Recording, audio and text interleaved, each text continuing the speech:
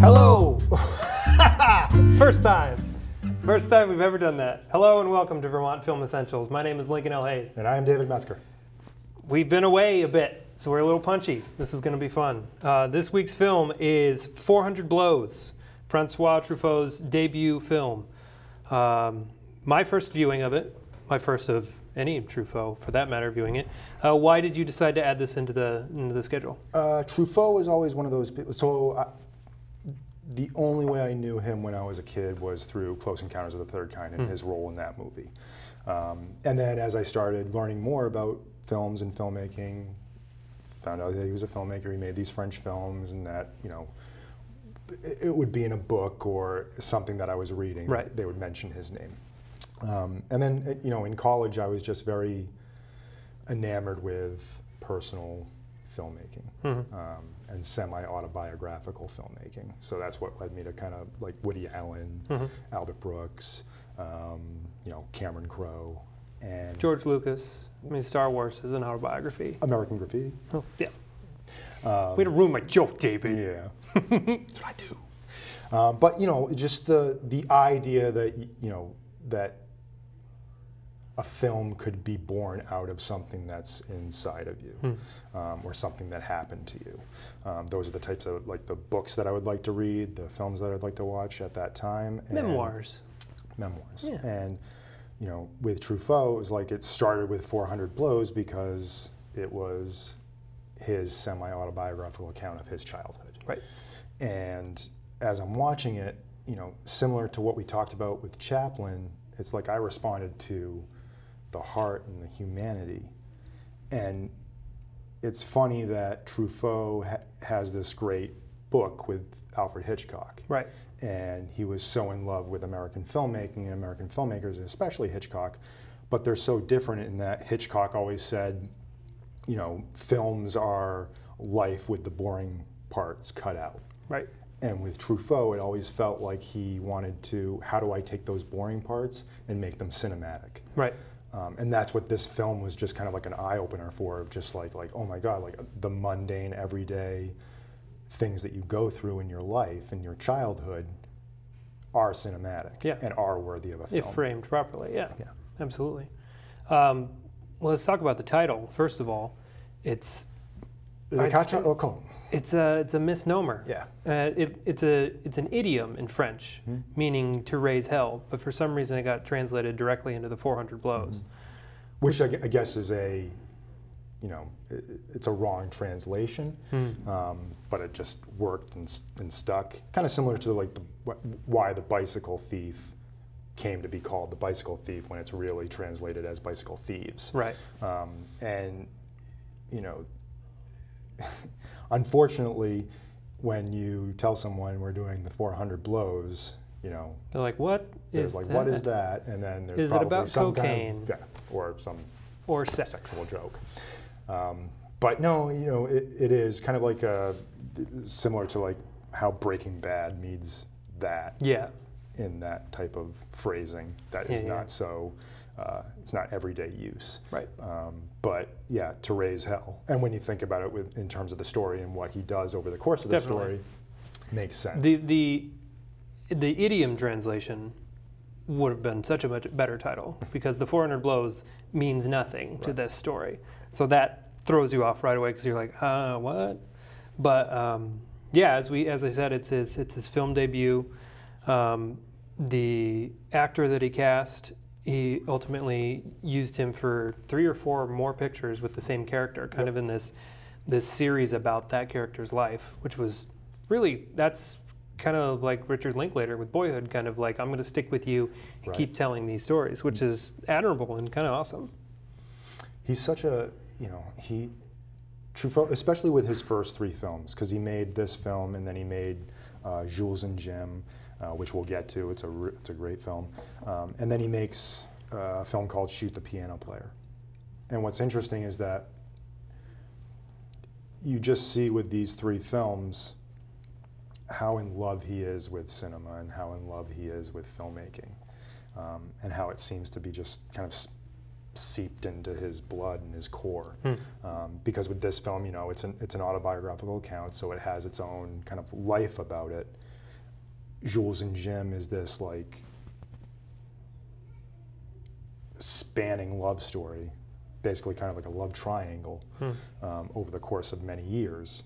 And it's got this novelistic feel to it. The first 15 minutes are the best things. Like, it's like the way Goodfellas is. Scorsese always said, like, the feeling and the pace of Goodfellas is like, I want to take the first 15 minutes of Jules and Jim and expand it to a whole film. And when you watch Jules, it like starts like a rocket, and you're just like, oh my God, and like there's so many different set pieces. Then it settles into this like really, you know, deep love story. And with Shoot the Piano Player, it's basically his punk rock French version of a gangster film. So with each of those things, like they're three different films, but you do get you get his love of cinema, you get his love of technique, but you also get his heart and his humanity with that as well. His name is one that I've known since college. It was always thrown around, and I don't think that I ever had access to his films either, unless I really sought them out. It was just kind of one of those names, and you're like, oh, Truffaut. You're like, what does that mean? Tell me what that means. So I'm very glad that you added it into this season. I'm going to be honest with you, I didn't love it. It was a little slow. It was a little kind of, I feel like it's one of those films that I should have seen. Don't take a take to the camera. It's not my fault. I feel like it's one of those films that I should have seen so long ago that it would have influenced my film viewing subsequently. But when you see it so late, it's kind of like, to me it felt like Catcher in the Rye. I didn't read that until I was in my 20s, and it had no impact on me. I was like, okay, this is an angry teenager. Got it.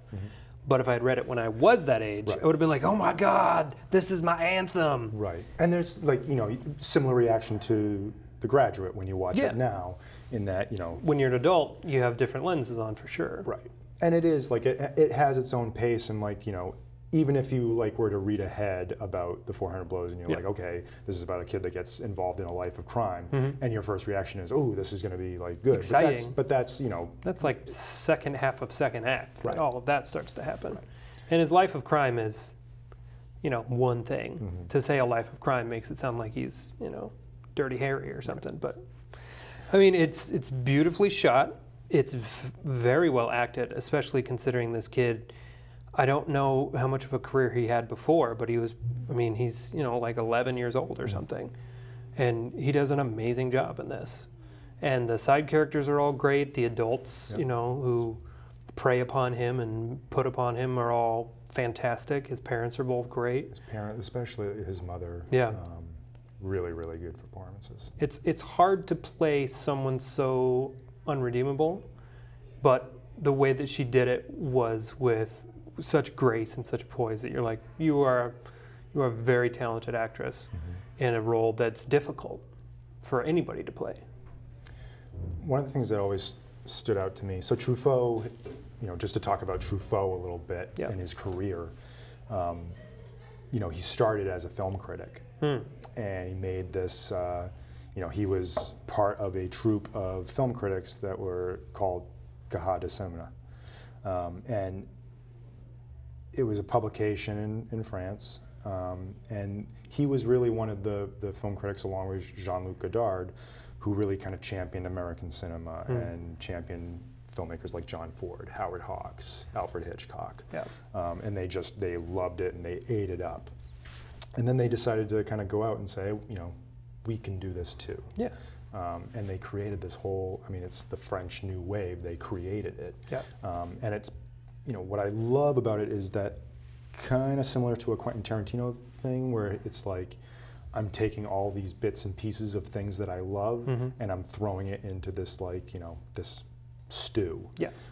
And I'm so in love with the technique and the cinema of it that I'm going to take the camera and I'm going to do whatever I want to do with it. You know, with Godard, it's like, you know, whatever. I don't care if it's shaky or if it's handheld. I'm going to go out on the street and I'm going to just shoot it. Right. And we don't have a studio, we don't have a budget, so this is how we're going to make our films. Yeah. With Truffaut, though, he cared so much about technique and he cared so much about films that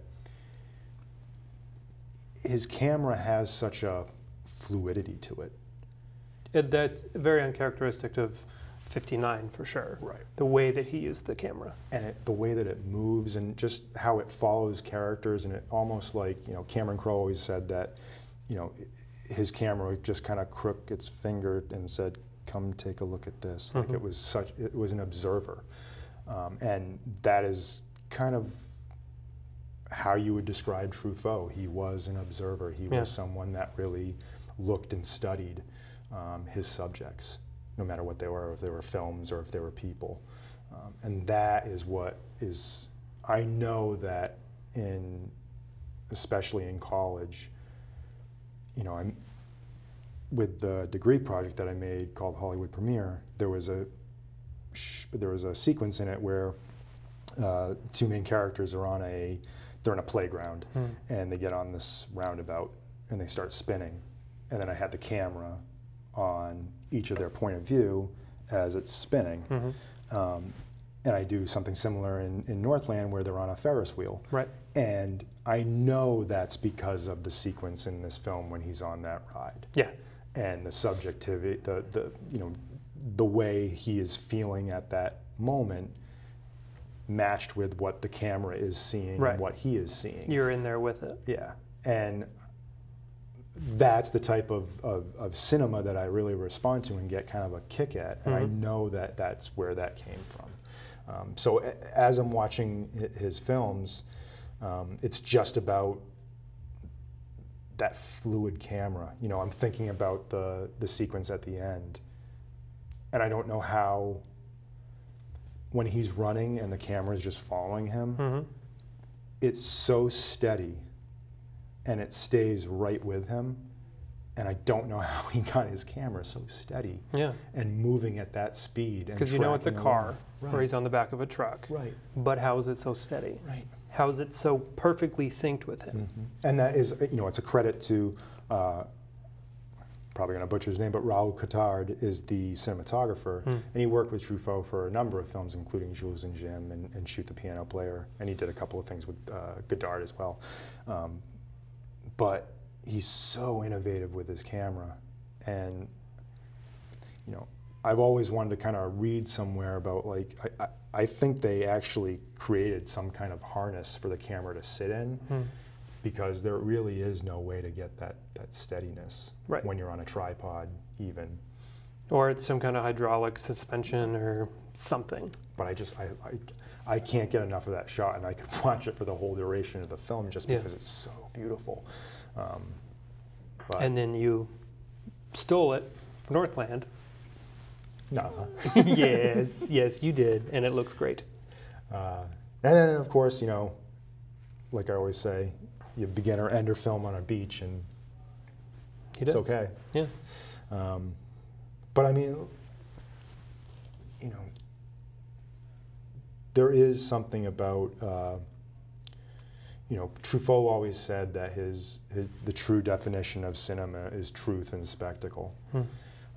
And I know that over the course of my time, like in college, like I was so addicted to truth. Yeah. And was lacking in the spectacle of how do you make this cinematic? Sure. You had a great story, but it's like, okay, how does this translate to moving pictures instead of just words on a page? Right. Yeah, that's a tough transition because a lot of times you'll have the meat of a story, but you have to add a little pizzazz to it to make it watchable. Otherwise, it's just documentary filmmaking. And it's hard to know what that is, because it's very easy, especially coming from the American Hollywood tradition of, well, you just add guns and explosions, and that's the spectacle. But how do you, when you look at a film like this, what's the spectacle of a film like this? Right. And you think about that he chose to shoot it, which I love. He chose to shoot it in that 2:3:5 aspect ratio, that it is in black and white. that he does have those sequences where we are truly seeing what the character is seeing, the camera's point of view. Yeah. How he moves the camera, what he chooses to show you. There's a sequence where, you know, when Anton discovers that his mother is with another man, and that he's just walking with his friend and just sees, and they both know they saw each other, but have to ignore it and press on and don't want to face it. Because he's skipping school. Right. And she's skipping out on her husband. Right. Ruh-roh, Shaggy. We can't talk about this. And that is such a, you know, that is kind of, with Truffaut admiring Hitchcock, that's kind of his, like, how would Hitchcock do this? What would be the series of shots? And there's even a, you know, in that Truffaut Hitchcock book, they talk about that sequence, and he's relaying it to Hitchcock. And I think Hitchcock asks him, is there any dialogue? And he goes, well, the mother, after they see each other, the mother turns to the husband and says, "Oh my God, that was my son." And Hitchcock's like, "Oh, I would have liked it if there was no dialogue." And I know Truffaut was like, I should have done no dialogue. I should have concurred. This film has a tremendous reputation.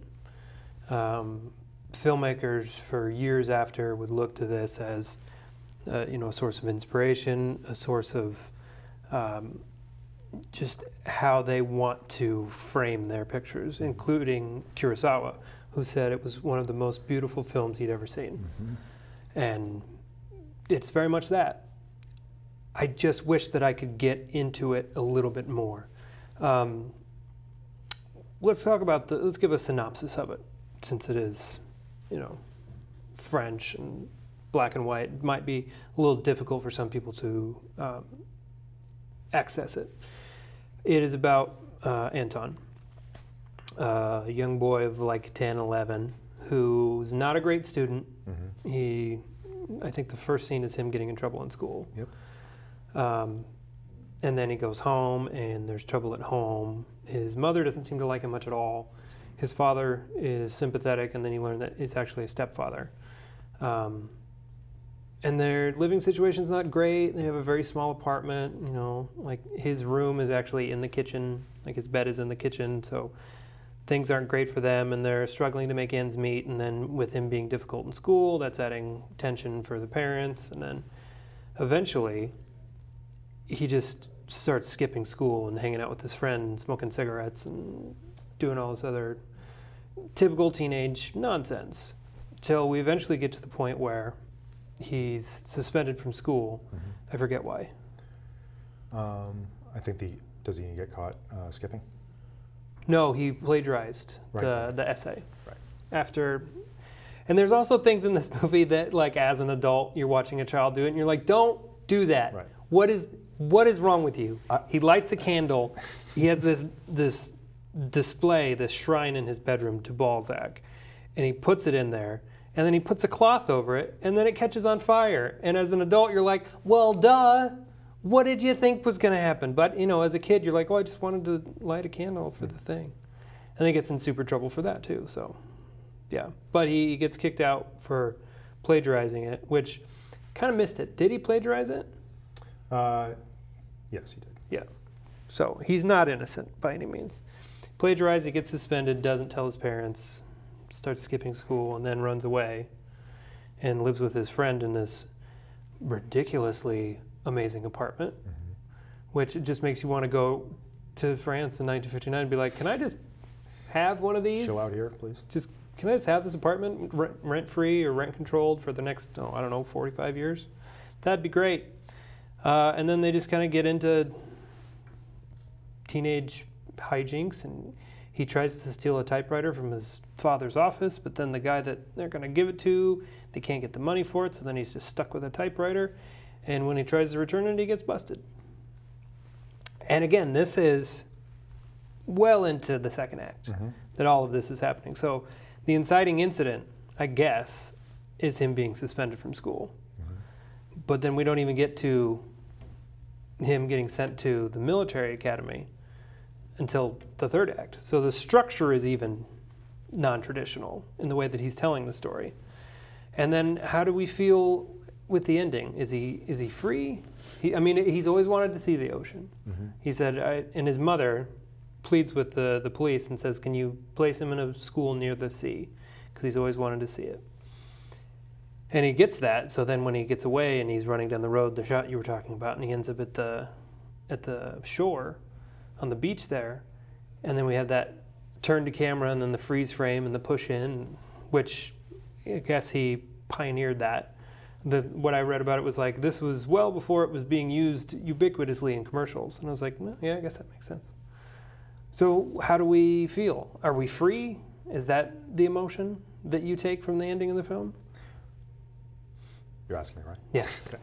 I'm asking David Metzger. So, this is why I love this ending the same way that I love La Dolce Vita and that ending, is that you really do bring what you want to it. Right. However, you know, what I always saw this film as is that this is a kid that is always looking for escape. Yep. So he's trying to escape his living situation. He's at school and he's trying to escape school. Then he moves into his friend's apartment, and then he turns to crime because he wants to escape this living situation that he's in there. Right. Then he gets put into this center, and he finally escapes that. Yeah. And then we get to the beach, and it's where he's always wanted to see it. It represents a freedom in a way because it is the vast, wide ocean, Right. and there's so much possibility. But he can't, you know, it's not like he can just jump into the ocean and escape that. Right. So then I always see it as he's on that beach, he wants freedom, he has freedom, and then the camera traps him. And that he's, as long as he's going to, you know, he can't run away from everything. So right here, right now, what is it you want your life to be? And, you know, I read somewhere that Truffaut, you know, they were just shooting that shot, and because it's such a long shot, they got to that point where he came to the camera and the film ran out. Oh, wow. And that he was just stuck with it. Not really stuck with it, but Right. like, that's just what the film, He's like, well, that's what this he actually had. turned out well. And I had this argument in college about this because he's like, you know, everyone always puts all this meaning on films and on particular shots and particular sequences. But at the end of the day, you know, the director he was stuck with it, so he decided to use it. And he's like, you know, any criticism or anything is nonsense. And I'm like, yeah, but there's a reason. Truffaut could have shot that again. Yeah, he could have redone it. Yeah, or cut to another shot and just Right. kept going. There are options. Decided to He made a use conscious that decision shot. to end it like that. So, you know, because he chose, that's his choice, Yeah. and that's what he's leaving us with. All we can do is speculate. Right. We're never going to know what he absolutely intended unless he were to tell us. But Yeah. like most filmmakers, they keep it close to the chest and Yeah. want us to interpret it. But I always saw that as, you know, he wants to escape. He wants to escape. Nope. My camera, my film is going to trap you and hold you down, and it's a way of kind of making him decide what he wants the rest of his life to be, because he could keep going, and it could get worse and worse in terms of his, you know, need for turning to crime. Right. Or there is, because it's semi-autobiographical, there is that shot where he's trying to get he's looking at all the film magazines, and he's obviously enamored with them, and you can't watch that scene and think like, oh, this is Truffaut saying, like, you know, how much at an early age he really did love films. Yeah. And even, you know, even films are a means of escape Yeah, from absolutely. that type of life. Yeah. So if this truly is Truffaut's story, you know where he ends up. Right. And you can even look at that final shot of like, the way I am embracing cinema at this moment is the way I want Antoine to be stuck and frozen in this cinematic technique. And even like that he did pioneer that kind of freeze frame push in that so many documentaries use right now. That is why I will always love Truffaut, because he is one of those filmmakers that his films are personal, his films are very truthful and honest, and very seemingly simple, but that he knows technique so well and that he loves cinema so well that he is not afraid to just, whatever, I'm going to freeze the frame and that's how I feel, and it's up to you. I think that that's also a mark of a talented artist. Whenever they're able to take the art form that they do, they know it inside and out, and then they just throw the rules away. And then what they put forth after that, you see the rules in it, but you also see how they have bent those rules or manipulated them in such a way that, like, all right, no, you don't, the camera doesn't have to stay in this position, and people move in and out of frame. It can be fluid, it can move around with the people, it can be a character in and of itself, because I feel like that wasn't really a thing before that. You can do a freeze frame ending and push in on it, and people are going to go, why'd you do that? And you go, because that's what I wanted to do. And you can definitely commend him for that, because there were, and it's hard for me to say because this is from 1959, and even on this show we've seen so many films from the 60s and 70s that clearly have an influence from this film. So it's hard to, for me anyway, to pinpoint like that was when it started. 'Cause I don't know. I've seen so many movies before and after. It's like, is this the pinpoint? Like, can I say Truffaut did it? I don't know. Probably yes. I always, what struck me the first time I saw it was the classroom scenes, because it felt like, scenes that I'd seen in Woody Allen films or even The Simpsons. It's like that's what a classroom feels like. Yeah. And it's 1959 and it's in France. But I know what that feels like to be in that classroom. And I believe that is one of the first types of scenes like that. I'm sure there was a movie before that took place in a school. Sure.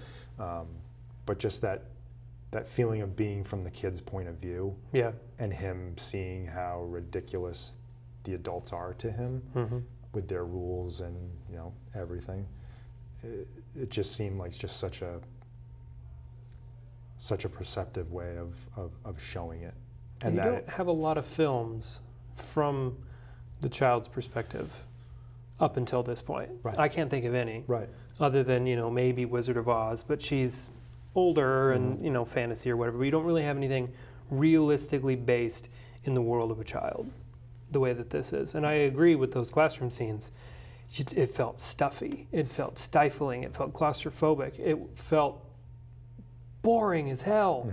And you just knew that those kids were falling asleep every 3 seconds. And then there's the kid with, like, he keeps getting ink on his fingers, so he keeps trying to get it off. And it's like, you went to class with that kid and you're like, will you just shut up? Right. I'm trying to take this test. Shut up. And then, you had to go up and you had to write your lines when you got in trouble and all that other nonsense. And I was the kind of kid who got in trouble a lot in school. I remember in 4th grade, I spent so much time in the hall. I just got sent to the hall constantly. So yeah, I can definitely sympathize and empathize with the kid in those scenes. And then just the way that the parents are and the way that they talk around him and over him. And the dad, wants to go to the races and all this other stuff, and the mom's telling him that he's being irresponsible, and that's weird and hard to understand when you're a kid, because you're like, well, I thought when you're an adult you get to do what you want. But you don't get to do what you want. You have to do what you have to do. And this adulthood sounds dumb. And let me tell you, kids, it is. Adulthood sucks. That's probably why I'm so jaded, because I watched this and I'm an adult. And I'm like, how dare you want to be free? That's why you can't get into the 400 blows. We should just talk about the influences, because this is a film that, as you said, as you alluded to, has influenced so many filmmakers and so many films, and it's interesting to kind of pinpoint what it is and how it's influenced. I can definitely see. I know Spielberg loved Truffaut, so much so that he put him in. He just had to put him in Close Encounters of the Third Kind. Like, there was just no other way. And then, the way it's from the child's point of view, and the way the home scenes feel and the classroom scenes feel, you can't, that it influenced E.T. Oh yeah. And that he thought about it a lot, and how, obviously E.T. is Spielberg's film and has that Spielberg magic to it, and the Hollywood spectacle, but there's so much humanity in E.T., and that's why it works, and that's why dude, I watched that film like 3 years ago, and I'm like, yeah, I'll just check it out. Like, I'm sure it's, see if it holds up. Yeah. And I'm in puddles like, oh yeah, hours, and like an hour into it, I'm just like, with E.T. I saw that obviously when I was a kid. Yeah. And I didn't watch a lot because it was scary, because of all the men in the spacesuits and whatnot coming in. It really is pretty dark. Yeah. And then I watched it again a few years ago in Bryant Park in New York City. They do a film series, big screen in the park, picnic blankets, bottles of wine, the whole 9 yards. I'm bawling, just weeping watching this movie. And Rachel's like, are you okay? And I was like, I don't remember any of this movie. It is so good. And that's what Spielberg does to you. He tricks you into making you think that you're watching something that's, about the spectacle, and then you watch it again and it just rips your heart out. And you're like, what? I shouldn't be crying at E.T. It's supposed to be about a little alien that comes and the finger. But no, it's about so much more, and I feel like that's this movie too, minus the aliens. Right. And that's the thing, like, the way Truffaut looked at Hitchcock and said, okay, I can't, obviously what I have to draw from isn't what Hitchcock had to draw from. Right. So all I can do is, like, this is my life as a child, and I really want to put this on screen. Then Spielberg looks to 400 Blows and to Truffaut, and he says, okay, so I know that I love this heart and humanity, but I can't, in the studio system that I'm working in, I can't just have that, so I need to pizzazz it up a little bit. So I can't make French New Wave, but I can make a film that has a little French New Wave nugget inside of it, like the gooey center of a Cadbury egg. Cadbury eggs. Who, in your research, who else has been vocal about the influence from this film? Well, you mentioned Kurosawa, how he thought of it as one of the most beautiful films ever made. And you certainly, Kurosawa had such an epic, grand vision for his films, and most of his films are very epic in that way. But you do get, specifically in a film like Redbeard, which is the story of an old doctor that takes in a newer doctor, and it's kind of about that semi-father-son relationship. And there's a lot of heart and humanity in that, and it's not a stretch to think that that is why he made that film, because he was so drawn to what Truffaut did with 400 Blows. I know Bergman mentioned it as well, and one of the last films that he made was Fanny Alexander, and that was kind of like his semi-autobiographical account of his childhood, and kind of the warmth and the humanity in that film. Was influenced by Truffaut. I mean, even Cameron Crowe with Almost Famous. Yeah. The way, I know he had a talk with his cinematographer, and he said, I want it to feel like a Truffaut film, and that the camera is just kind of gliding through, and let's look over here, let's follow this boy over here and see what he's seeing over here. The Squid and the Whale by Noah Baumbach.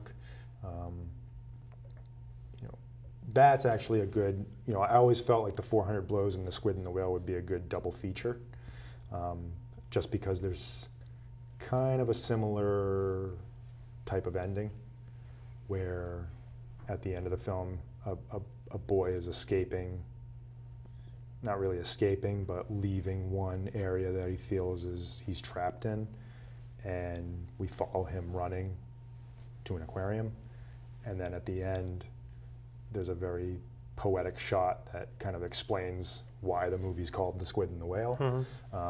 And it's kind of one of my favorite ending shots in recent years, and I know that it was influenced by this. I mean, Noah Baumbach has said that. Where the Wild Things Are. Oh yeah, you can feel it for sure in that. The movie was sadly disappointing. Well, it's weird because I loved the way it was shot so much. I loved the look of it, and I loved the idea of it. But for some reason, it was just like, there's a reason why this, you know, this little story can't be a feature. Yeah, it would be a great short film. Yeah. Why did you try to flesh it out and make it more than it was? Like this. Right. This is a good story to tell. This is a good contained story of a boy, slice of life, you know, peeking in on it. And yeah, you could pizzazz it up and add, you know, this, that, or the other thing. And there's a taste of the pizzazz. Like when he's in the jail and there's all the prostitutes there and all that stuff. Like any other filmmaker or a Hollywood movie, that would have been like, you know, starlets, and it would have been extreme, and it would have been ridiculous, and all this other stuff to just jazz that up and make it seem more glamorous.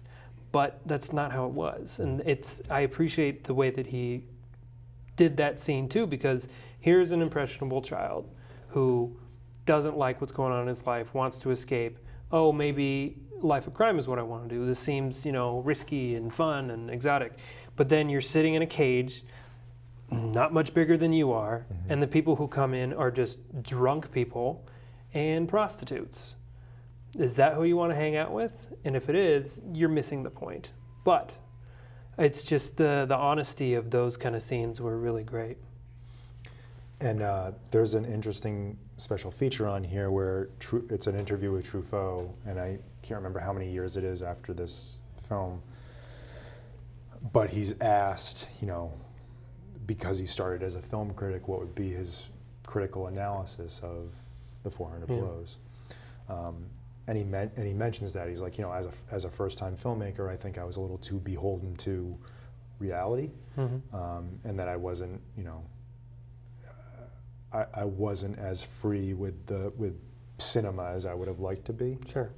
And then you look at, you know, like I said, with Jules and Jim, which was his next film, you know, you get this opening 15 minutes, which is just like an encyclopedia of cinema. There's freeze frames, there's whip pans, there's documentary footage, there's you know, masking, there's all this types of stuff, and it's just so wonderful. But after hearing that, you feel that you're like, oh, I got it. You had some steam to let off, and you wanted to show people like, I am making a movie, and look what I can do with all my toys. Right. Bah! And then once you're done with that, you're like, and back to the story. Back to the story. It's going to be wonderful when we get that movie. Yeah. But then with Shoot the Piano Player, it's like I'm taking a traditional American story, but I'm doing it my way. Yeah. In terms of influences too, like, you know, people like Mike Birbiglia and David Sedaris, in the way that their stories are so, you know, they're not afraid of the humor of it, but they're also not afraid of saying, like, you know, look at this is who I am, this is all my warts and all. Yeah. They are perfect examples of artists and filmmakers who aren't afraid to look terrible when it helps the story, especially Birbiglia. I've only seen a couple of Sedaris films, and I've only read one of his books, but he does that a lot. I just am more familiar with Birbiglia's stuff, where, you know, you look at something like Don't Think Twice, And he very easily could have been the Keegan-Michael Key character who gets on Weekend Live and thinks that that's what he's. But no, he plays the older schlubby guy who's still trying to date 20-year-olds and going, wait, what am I doing with my life? Right. Because that's where he sees himself, and that's the character he sees himself playing. And you just have to appreciate that. It's like you chose the less glamorous role because you knew it was the right thing to do. And that's commendable for sure. And there is something like, the more I kind of got, I started my first film and it was just like, I was so attracted to that level of honesty that it was just like, okay, so every film has to be like, here's my diary, read it. And then I kind of realized that there's a way to disguise it a little bit more or do stories that aren't so, obviously personal. Right. But there's also a pleasure to when you get to those stories that, how do I connect to that? You can't help but sneak a little bit of it in anyway. And then it kind of you get surprised yourself when you watch it and you're like, oh, that's what I was thinking. Yeah. Well, that's a lot of me. Right. How about that? Yeah, I've had that on small scale with the shorts and stuff that we've done, where there's just enough of me in there that you know that it's me, but still fiction and still make believe and an escape of some form as well. I guess I need to watch it again. I need to watch it again with a new filter on, because I watched it and I was engaged, I was enjoying it, but about halfway through it I was like, I feel like I'm missing something. I feel like something didn't get me. And I think that is age and time. I've seen a lot of movies, so to see something bare bones like this is jarring. And unless you know that that's the purpose and what you're looking for, and then you can watch it and go, oh, okay, now I get it. I see all the pieces. This is fantastic. Right. But I think I had the same issue when I started watching foreign films. I had the same issue watching black and white stuff, where it's just like you have to accept the form to then accept the message and the story within it. So. And sometimes it's hard to not, especially when it's the first time you watch a film, it's hard to not just want to follow the story. And then sometimes there's been films where that's happened to me, but I'll still have it in my collection because you look really cool and smart having it in your collection. Sure. And then at a certain point, I'd throw it on, and because of that, I just watched the camera, or what the camera was doing, what particular sequences were doing, and then that would kind of draw me in a little bit. Sure. And then after a couple times, it's like, oh, that's what they're doing. That's what the story. Oh, hold on. And then we go back and we watch it, and I'm like, oh, I can follow the story so much better, and I know exactly what we're doing now. Because I feel like if you're watching this movie from the camera, like if you're conscious about, I am the camera, what am I seeing, as opposed to I am the audience, what am I being shown? Right. I think that's kind of how you need to go into it. What am I seeing, not what am I being shown? Right. Because seeing is more active. I'm actively looking around this corner. I'm actively participating in this classroom. Whereas being shown a film, you're just sitting there, having it wash over you and do whatever you need. I seem to have this same issue with a lot of films like this, like Jackie from last year. Did not like Jackie. And so many people I know loved it. And they're just, oh, it was so beautiful, and it was so this, it was so that. And I was like, yes, it is beautiful. And it is interesting the way that it's shot. But the story didn't engage me enough for me to really get into it. And maybe that could be another instance where I watch it again and I'm like, okay, what am I seeing? Not what am I being shown? And then I might like it a little bit better. So do a rewatch, and then we're going to do more Truffaut. So then I can compare this to those. And there's also, especially because of what, what we want to do and that we want to be filmmakers, there is a kind of a juice that comes to when you're watching a film like this and you see a particular camera angle or a camera shot and you know exactly, it's like, oh, I know what you were going for with that. Because the more that we think about our stuff and how we want to shoot it, and Yeah. you know, how clever we're going to be about hiding our stuff and showing our stuff. You know, you get that kind of filmmaker brain where you're watching this and you see you're in that shot of on the ride, and how you see all the people spinning, and you're just like, I know, I get it. I know exactly how we did that. I like it. Ooh, I'm gonna take a note in my film journal. I'm gonna steal this. Someday this I'm way. gonna get on a centrifuge ride like that and hopefully not throw up. I can't do that anymore. Oh, thinking about it now. There's so many things like that I could do. I can't swing anymore. I went on a swing set recently and I was like, nope, trampolines, forget it. I used to be able to go so high on a swing. I was on one recently, and I was able to go so high, and it's like you get to a certain point, and on the way down, you're just like, stomach up here, back it down again. But now, so we think about that. If we were shooting that scene, how would we shoot it? You'd have to be on a swing next to it. Or you'd have to mount a GoPro to the chain so you can see the face the whole time. Because that's what you want to feel. You want to feel the whole. And that, I feel like that is what, the more and more that I watch films and want to make films like that, that's what cinema does that no other medium can do. Like, you know, you can read a book and they can tell you exactly what the character is feeling. But when you're watching a shot and you see a sequence of shots and how you want to feel about it, like, it's like I know exactly how that feels. I know what that character is thinking. Like, that is what cinema is to me. And then you have the times where you read the book and you picture it so perfectly in your mind and you're like, okay, I'm ready for it. And then you watch the movie and you go, no! They messed it up. You didn't do it right. You messed up the end of Harry Potter. That's what you did. David Yates. Steve Yates. David. I don't remember. One of those guys. I had a thought. And I forgot what it was. It's gone forever. Did you have any trivia?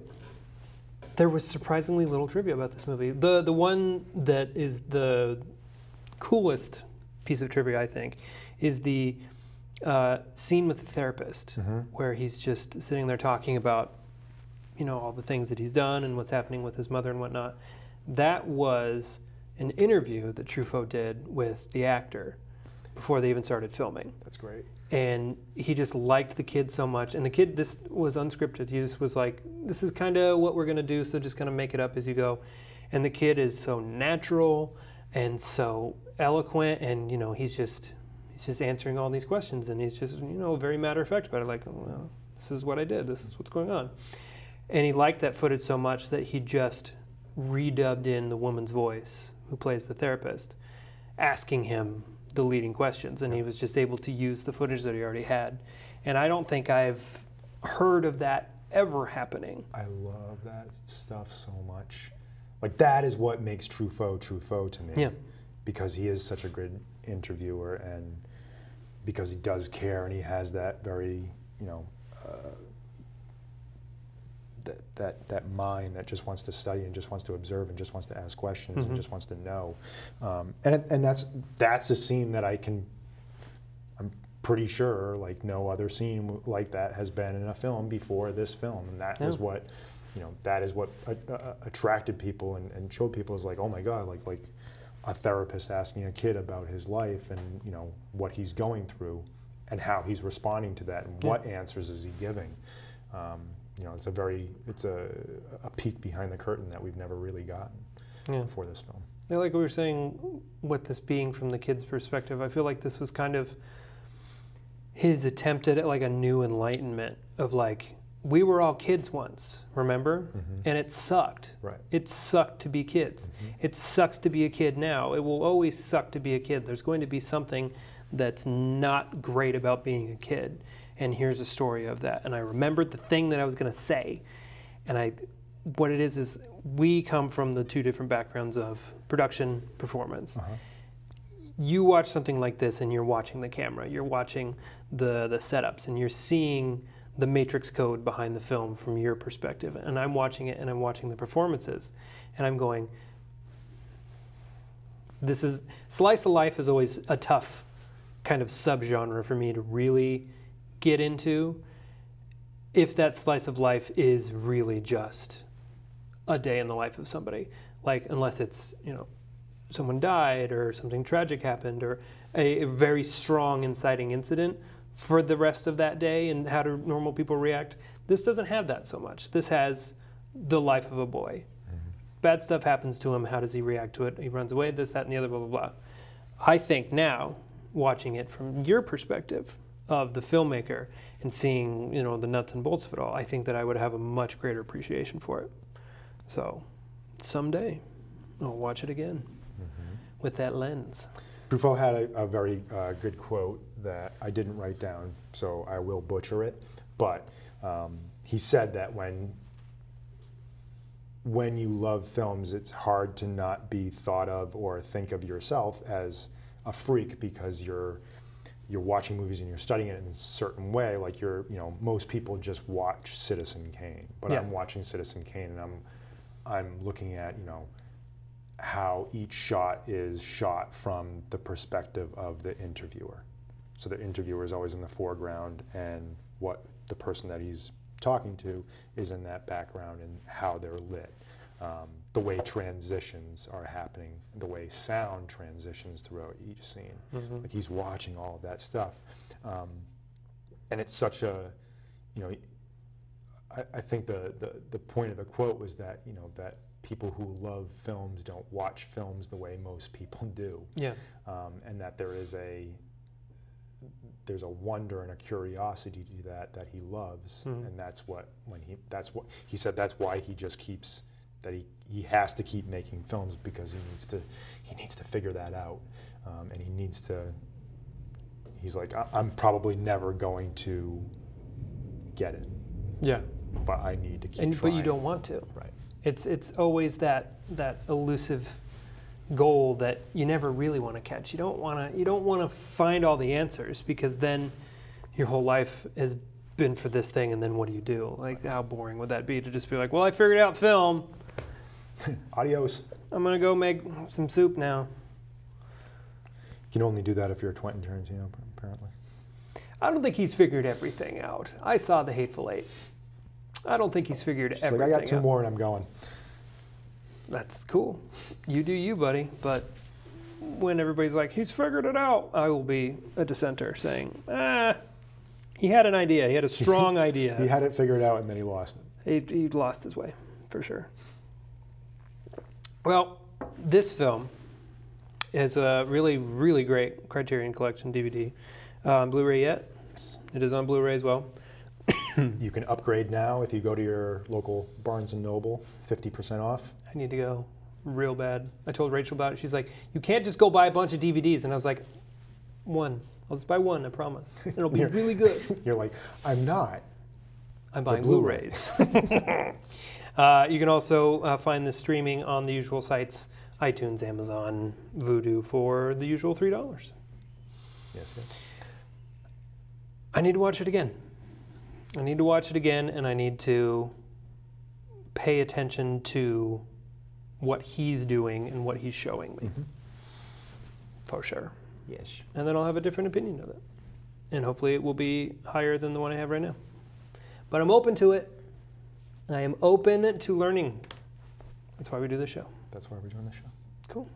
Anything else on 400 Blows? No, just, you know, it is a film that, you know, obviously it's influenced so many filmmakers and so many films, so it is a film that, you know, you do have to see it if it just at least once. But Truffaut is someone that I know meant a lot to me in college and first starting out loving films and wanting to be a filmmaker, so there is something there that's worth watching.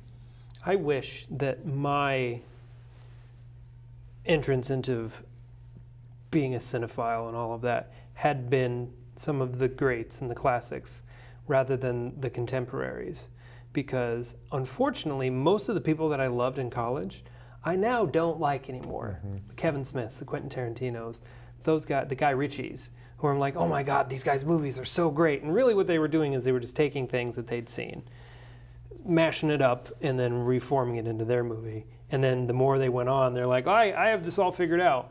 And it's like, well, I liked it better when you were just aping other people. Right. So I need this show, David. That's what I'm telling you. You have it.